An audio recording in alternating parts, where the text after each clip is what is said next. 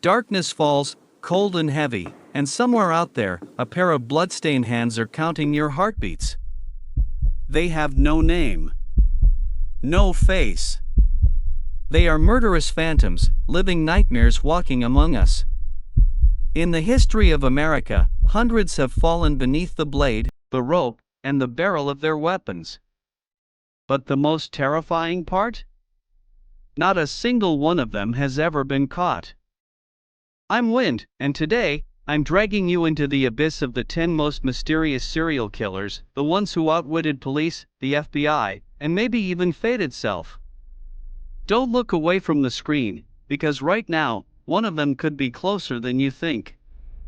Imagine this: a quiet street suddenly turns into a slaughterhouse. A lonely highway becomes an open grave. From the 1880s to today, America has been torn apart by faceless killers.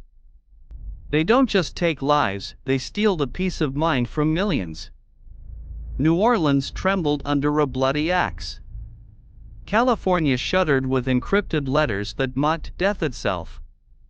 Texas became a hunting ground for beasts in human skin. This is no horror movie, this is reality, cold and merciless. Today, I'll count down from 10 to the most terrifying of them all, the ghosts who turned America into a chessboard of death. Do you have the courage to play this game? Because once we begin, there's no way back.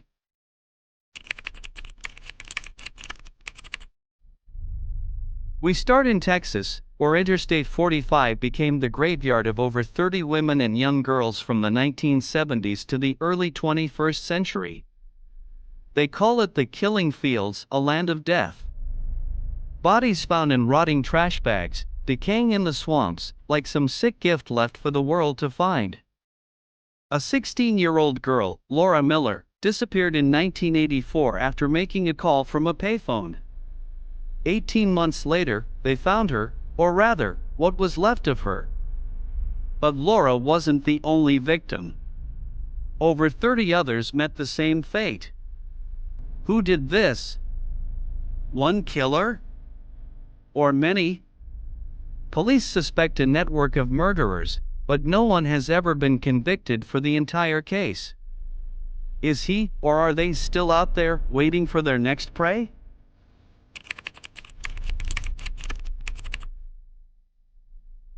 Now we move to Washington, D.C., 1971. A hunter begins his deadly game on the highways. They call him the Freeway Phantom. 6 young girls, aged 10 to 18, were kidnapped, raped, and strangled. Their bodies were dumped like garbage along I-295. The most chilling part? One victim, Brenda Woodward, was forced to write a note before she died. This is a tantamount to my insensitivity to people, especially women. I will admit the others when you catch me if you can. He knew how to mock the police. He even called in to reveal where to find a body. But fingerprints, DNA, nothing was left behind.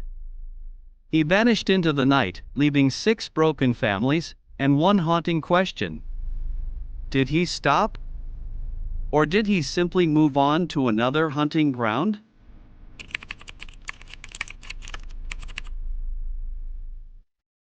Virginia, 1986. Young couples came to Colonial Parkway for a quiet, intimate moment, but they didn't know a predator was watching. 8 people, 4 couples, brutally murdered inside their own cars. Kathy Thomas and Rebecca Dowski were strangled with rope, their necks slashed. Another couple, Keith Call and Cassandra Haley, vanished without a trace, only their empty car left behind. This killer was quick, clean, and left nothing behind. Some say he posed as a police officer to get close to his victims. The FBI is still investigating, but nearly 40 years later, he remains a phantom. Is he dead, or just waiting for the next perfect moment?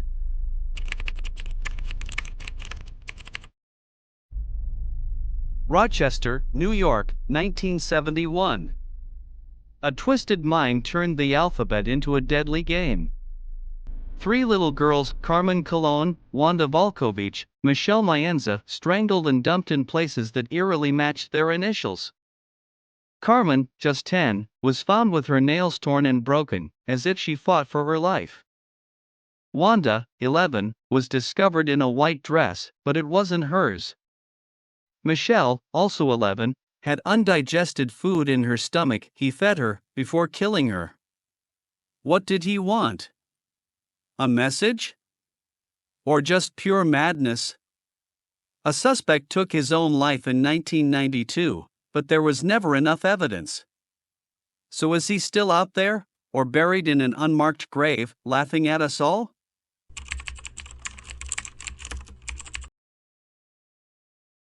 Texarkana, 1946.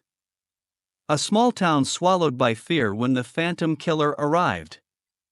Wearing a white mask, he attacked couples at night with guns and blunt weapons. 5 dead. 3 wounded. All within just 10 weeks. Jimmy Hollis, one of the survivors, recalled. He never said a word, just stared at me through that mask, then pulled the trigger. The town was paralyzed. Doors locked. Windows barred. But he slipped through every trap. A suspect was caught, but with no evidence, he walked free. And the Phantom disappeared. But was that really the last time he struck?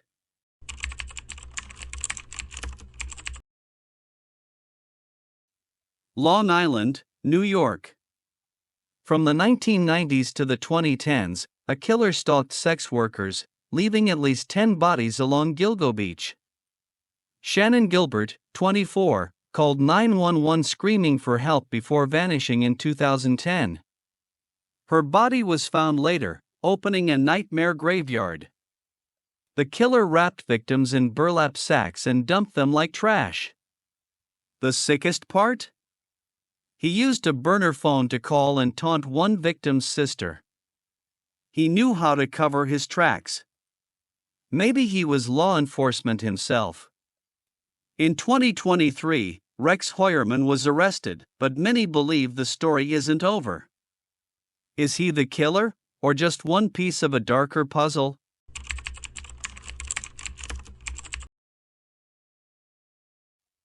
Austin, Texas, 1884. Before Jack the Ripper, there was the Servant Girl Annihilator, a killer who spread terror through the city. 8 women, mostly housemaids, slaughtered in their beds with axes and knives. Susan Hancock was dragged from her bed, her head split open as her husband slept nearby. Eula Phillips was found with a nail hammered into her skull. He struck fast, left no trace. One chilling theory? Did he sail across the Atlantic and become Jack the Ripper? No one knows. He vanished, leaving Austin forever scarred by nightmares.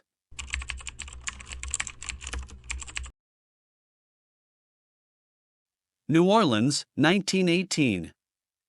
A killer calling himself the Axeman turned the city into a deadly jazz dance.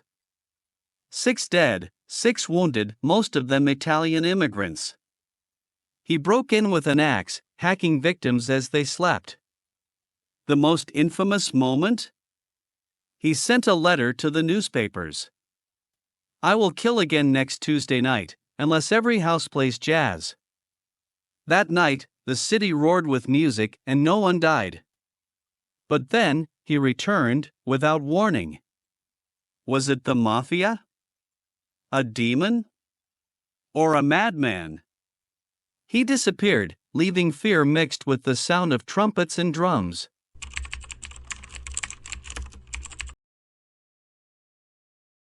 Cleveland, 1935. A butcher who tore people apart and dumped them across Kingsbury Run. Between 12 and 20 victims, heads and limbs severed. One victim, Florence Polillo, was found cut in half, her organs carefully placed beside her. A doctor? A lunatic? Even Elliot Ness, the man who took down Al Capone, couldn't catch him. A suspect died under suspicious circumstances in prison, no confession, no closure. And the torso killer vanished, leaving behind only pieces, and endless fear.